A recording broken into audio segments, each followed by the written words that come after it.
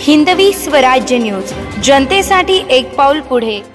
कसारा घाटात पंचवटी एक्सप्रेसची कपलिंग तुटली। कपलिंग तुटल्यानं प्रवाशांची धावपळ। मनमाडहून मुंबईला जाणाऱ्या पंचवटी एक्सप्रेसचा कसारा घाटात अपघात झाला। सुदैवानं कुठलीही दुर्घटना घडली नाही। याबाबत सविस्तर वृत्त असे की आज सकाळी पंचवटी एक्सप्रेस नाशिक रोडहून मुंबईच्या दिशेने रवाना झाली।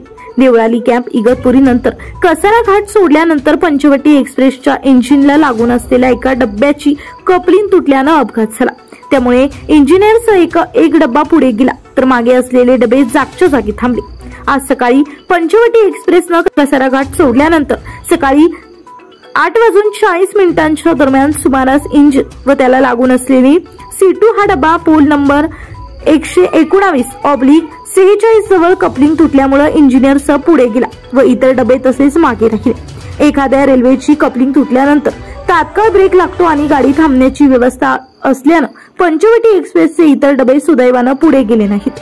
हा अपघात कसारा घाटात झाला असता तर मोठी दुर्घटना घडली असती, मात्र दैव बलत्तर म्हणून ही घटना टळली। या अपघाताची माहिती मुंबई विभागाच्या अधिकाऱ्यांना समजल्यानंतर त्यांनी रेल्वेचे पथक पाठवून पंचवटी एक्सप्रेसची कपलिंग व्यवस्थित करून ही गाडी 9:35 मुंबईच्या दिशेने रवाना केली। वृत्त संकलन विभागासह मी मयुरी घोलप, हिंदवी स्वराज्य न्यूज, कसारा।